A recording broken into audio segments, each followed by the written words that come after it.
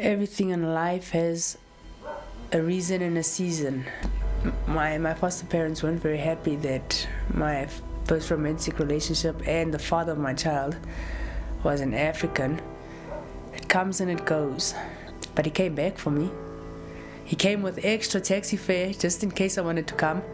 Well, they kissed on the quad. It's just a phase. I think I've been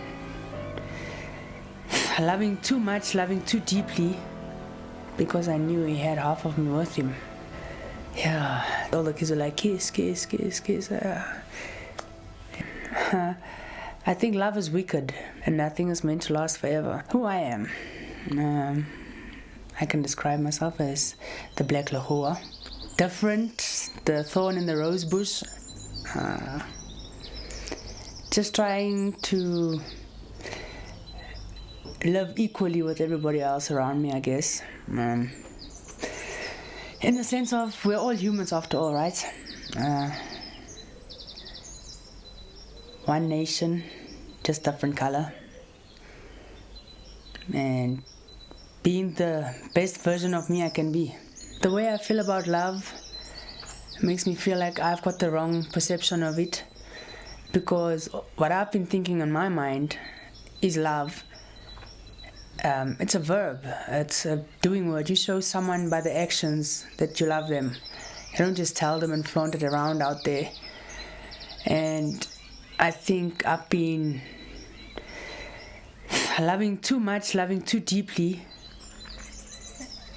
and I don't get that kind of love back because I have a different perception of love compared to the rest of the world. Okay, so how I can define love since I was young until now. On my case, I had to be my own love because I lost my parents at a young age. I didn't really have moral support around me. I had to be my own shoulder to cry on, my own moral support, my own pillar of strength. And I don't think you're able to love unless you've been loved. When I hear the word love, yes, the first thing that comes to my mind is, psh, it doesn't exist. It's far-fetched. It's a never happy ending story. I guess it's my past experiences from previous guys I've been with. And to be specific, it's not just a boyfriend or whatever, it's more like a baby daddy. I've got 2 different baby daddies, and both case scenarios just ended up me being hurt in the process, where you give your all and you don't get nothing back in return. But I was able to give love in having grown up in the way I grew up. That I was wanting and longing for so long, I was able to give to others because I knew what I wanted. Until the stage I'm at now, I think love is wicked. It can either be the coolest thing in the world, or it can be just pure evil. It can make you or break you. As I said earlier, love is a verb.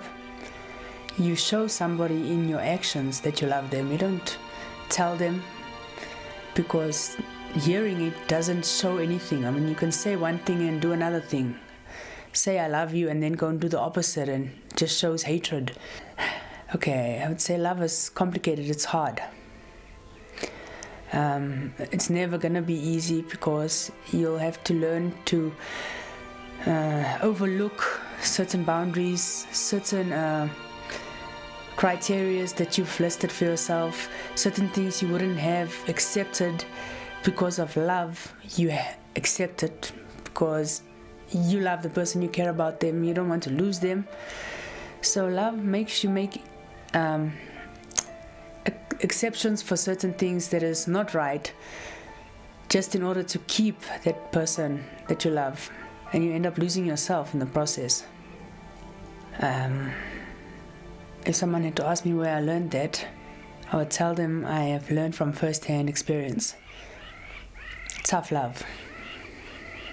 I was raised in Benoni, and I was raised by foster parents. Yeah, my parents, they passed away in the car accident. Only me and my sister survived. I was 7 years old when the accident happened. Yeah. Not really much I can remember there, but I guess thanks to them, I managed to matriculate and managed to go through my schooling years. My foster parents were like hardly romantic, okay, but when we do remember the anniversary or whatever, we try to make it romantic for them, like what we would have thought. Putting candles, bath bubbles, rose petals, prepare a bath for them, you know, to go and enjoy together. But it's like you never see them alone, having alone time. They have such a busy schedule that the only time they actually see each other is when it's bedtime. My foster parents had an inferior love. It was godly driven.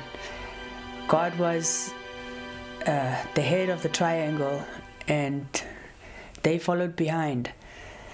It's like the Bible says, the man is the head of the household, and then after him the rest shall follow. He should lead and they shall follow. He's the protector, and what comes behind them is the nurturers. So yeah, he's supposed to provide and protect, and thou the family shall grow. They never had an argument or to say such in front of us. They would mostly have each other's backs. They would back each other up, because that's what a mother and a father does. Where he fails, she raises him. Where she fails, he raises her. So they always had each other's backs. You couldn't come away with nothing by mama, I'll get away, or by dad, I'll get away. No. They both stood their ground for whatever they said. My foster parents showed love to me by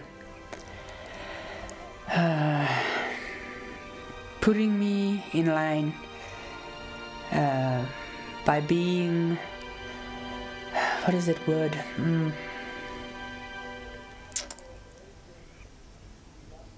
Being my disciplinary line. Like, they disciplined me from wrong to right.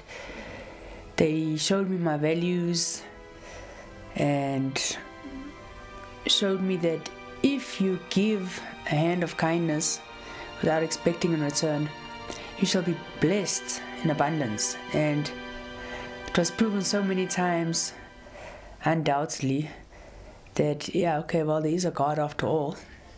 The love that they have to show for a kid that's not theirs, to raise them and give them the love they never had, was wow. I mean, how do you love something that's not yours, right? Well, I guess my foster parents, the way they raised me has made me the woman I am today,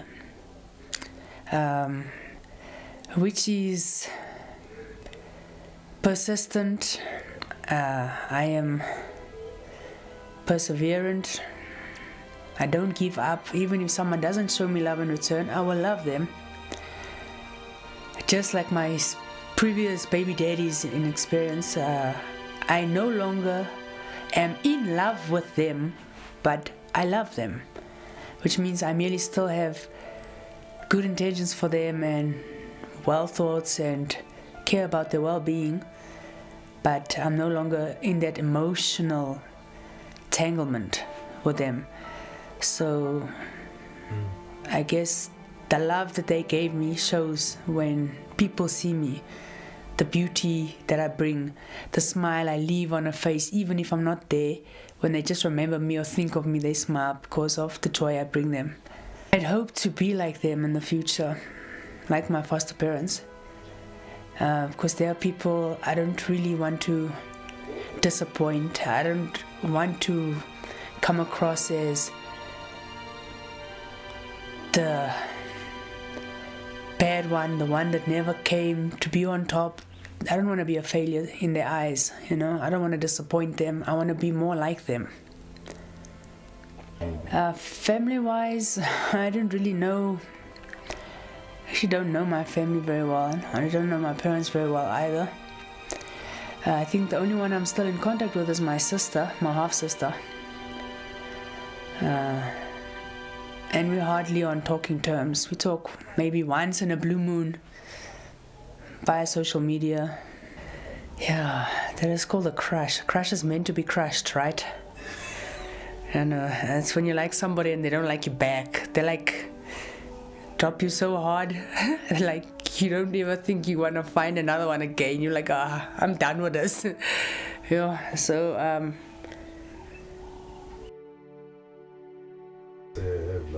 I have loved someone, but I have been able to tell them I was just forward like that. Like I would write them a letter in class to let them know, hey, I kind of like you. You're kind of cute. You're my crush. And then I have to tell them, because obviously my actions is automatically going to tell them. If they're intellectual, they'll be able to tell that, hey, this one has got baby face eyes for me. So I tell them from the beginning, hey, I like you, man. So maybe if the feeling is mutual, maybe we could, but I never really got to that because I was too scared. It was this one guy, I also let him know that I had a crush on him, and he point blankly just retaliated, and he took this other girl to be his girlfriend just to be spiteful, like knowing how I felt about him. He took a girl that I don't get along with at all, like we're always having arguments and fights, and he made her his girlfriend on a Valentine's Day. This happened, imagine. Well, they kissed on the quad, like where everybody comes together for assembly. Yeah, so they have this Valentine's Day, who's Mrs. Valentine and Mr. Valentine, and the two of them happened to be, and then it was dead for them to kiss. All the kids were like, kiss, kiss, kiss, kiss. And that kind of hurt real bad, especially because he knew how I felt. He still went and did the opposite to show me that he doesn't give a fuck. Yeah, so my first romantic relationship was a black African. He was a Swati. Was actually my first baby daddy. When I met him, I was 19,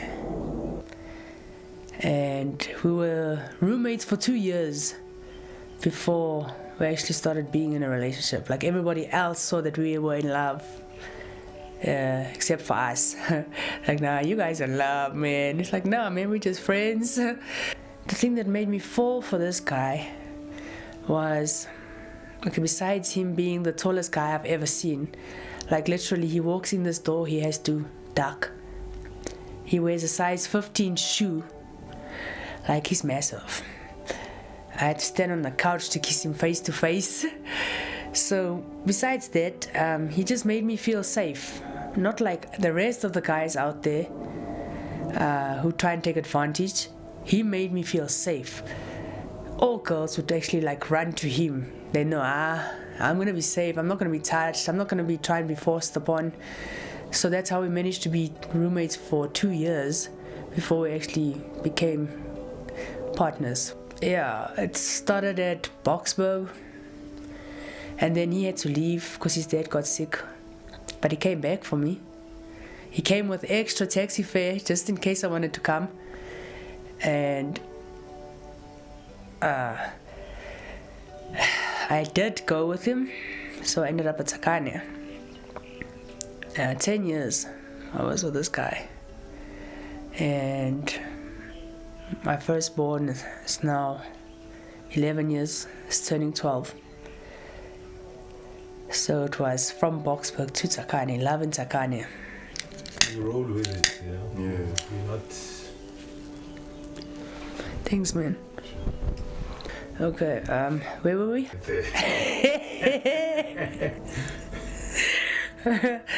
Yeah, my foster parents weren't very happy that my first romantic relationship and the father of my child was an African.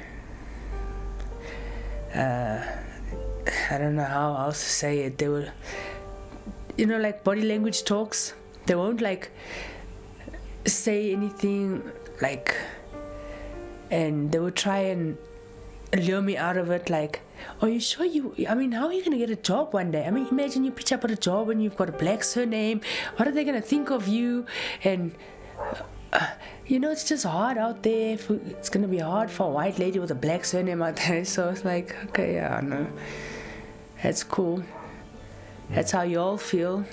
But the feeling's not mutual. My first romantic relationships, partner's parents, they loved me very much. Ooh, they were like, gonna have a white makoti, gonna pay la bola for you and what. So I was raised with the cultural, what a woman should be doing in the cultural world.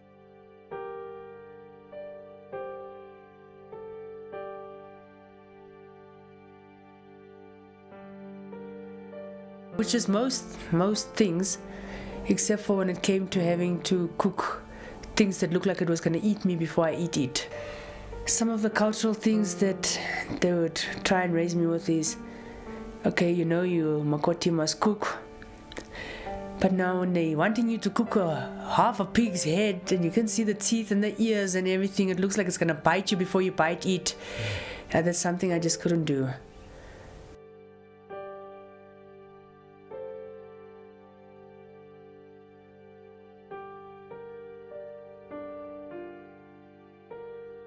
My first romantic relationship didn't end very well, even though it was my baby daddy. I was with him for 10 years, head over heels in it, all or nothing for the guy, only to find that when things ended, I was diagnosed with depression, and the summoning of that depression was because he was a narcissist. That's something you don't want to come across or try and deal with. Like, it's never wrong, he's always right. He can make you apologize even though he was wrong. Like, I lost myself totally in the process of trying to please him. Like, the happy person I was fading and dying in the process of trying to please someone else, to be there every smile on their face, walking on eggshells around them so that you don't, scratch or dent them, till I found myself hospitalized for suicidal attempt. But I thank depression in a way, because it made me become hardcore and tell him his story the way it is. Like, you know what, let me not say it on camera, like, up yours, I am worth more and you don't deserve me. My baby daddy is still a part of my life, obviously, because we have one thing in common, and that's our son. But besides that, nothing other than that.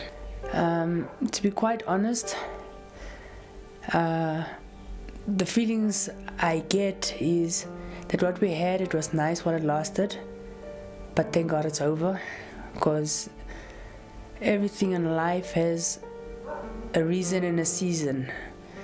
It comes and it goes. It's just a phase, a stage, and nothing is meant to last forever. So he wasn't my meant to be forever. So I had to close that door for other doors to open, right? To more chaos. If I look back, it was love in the beginning. But with all due respect, after the child was born, we started distancing from each other, and it didn't seem like love anymore, because if it's one-sided, it doesn't count, right? So my first heartbreak, it did change the way I love in a way, because as I had spent 10 years with my first love, I told myself that I wouldn't do this again, make the same mistake twice. So if I fall in love again and it doesn't work out, I'm not gonna let 10 years of my life go to wasted trying to fix something that wasn't broken, it was just not meant to be. So I loved a little bit more cautiously with a lot of red flags. It did, after breaking up, make things a lot harder because I'd also moved out and moved away from him to make things official, and also to be closer to work, because I was staying in Tsakane but I was working in L Road, so waking up early every day and getting home late every day, coming from work to come and work again at home. So, and still, even though we broke up, I would send him half my salary every month because I knew he had half of me with him, my second love, second baby daddy. I guess he was the mere relief of my depression, the one that brought me a smile, where I was coming from. And I met him through a friend. It was at Tokoza. A friend is a work colleague. That's how I met with him. And I wouldn't have even looked at him twice because he's shorter than me, first of all. So yeah, but the thing that made me look at him twice was his loyalty. He took care of me when the one who was hosting me wasn't catering for me. Like my friend, my work colleague, he wasn't bothered where I was, am I okay, am I what. But this guy, he made sure that I was okay all the time, and that I was safe, and that he had my back. It was 5 years, 6 years, it's going for 6 years this year. I was together with him. That one was a tough one, because it was the first relationship I was in romantically that was abusive. How can I say? Okay, it all started when I was pregnant already, like beating me, like accusing me of things like I'm busy sleeping around, I'm busy bitching around. When I wasn't, like they had trust issues, and their trust issues became my trust issues. And the beating just got worse and worse and worse. Like sometimes he would try and hit me, or like maybe I was out and I came back and he didn't know where I was, what. Or people told him I saw her going with who. He would assume his own things. And so like the abuse became worse and worse after the baby was born. Like that's where I now think I hit the stop button and say that I no longer love. I'm no longer living for love, I'm now living for survival. He would take my okapi from me and try and use it on me, like DR me to use it on me. Like, I gotta look at this guy. Shame. So, and I was there to protect my daughter most of the time. Like, when he tries to hit me while I'm holding her, she also used to pick up, and she used to, when he raised his voice at me, she used to tell him, no.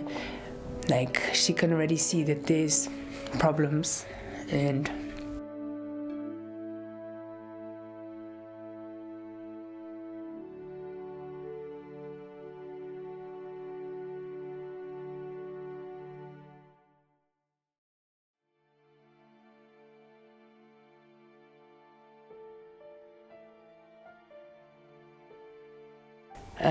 one of the reasons I stayed was because I had nowhere else to go at the time, and also because I really loved the guy.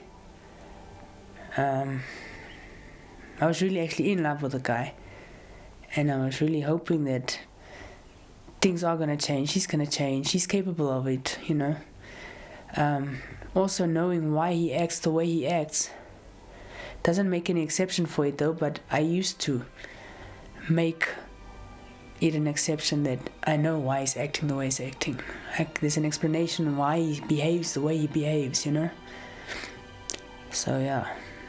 When I left him, I was still in love with him, but I loved myself enough to walk away, and I loved him enough to leave him. this taught me that whether you love with every fiber in your body or whether you love the least, you have fun. It's the same. You will never get the way you are capable of loving or the way you want to be loved back in return. It's just impossible. It's like physics. There's no scale that can show that the same love you have for this person is going to measure up to your scale, you know? They'll never level out. In all of this experience, I just think that I gave too much, and it's not easy giving somebody your all and not getting that amount of worth back. It just makes it so much harder to give the next person because you're scared. Giving it is not easy. It's not a charity, you know. It's like 16 years of my life gone to waste for this thing, and what have I learned? I've only learned to become stronger, more harder, more wiser, and well, how can I say? I can't say not easy to love because I don't know why the hell they would still look at me and love me. But as for me, I don't easily just give love. Or I maybe do, but I won't show it. Because once they know, they take advantage of it. Yeah. My current status is single.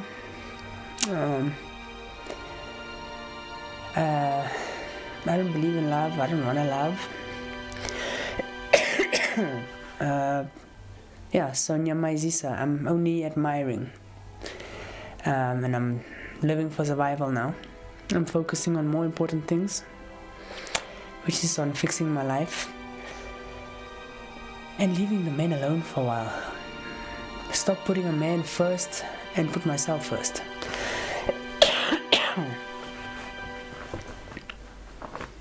Okay. Thing that took the place of relationships in life at this stage is my kids. They my top priority at the moment, and I'm trying to fix my relationship with them, which is also a kind of ship, right? It's also a relationship, but a more important one than a romantic one. I show love to my kids by being present and playing a role in their lives and letting them know that mom is there for them. If love is giving without expecting something in return, would I still love? I would, because it makes a person feel so good knowing that you've given them what you can't get, and you've made somebody happy. If there was a cure for love, I would take it.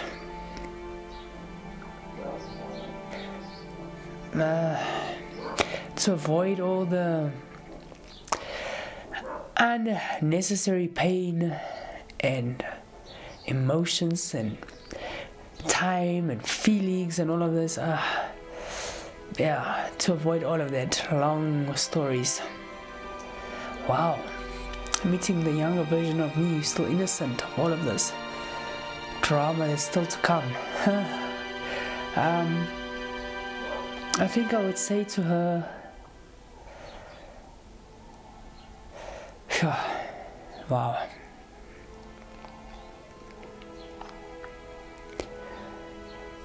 I would say to her, never make somebody your priority when all you are to them is an option. Love yourself first before loving anybody else. Because who can love you if you can't love yourself?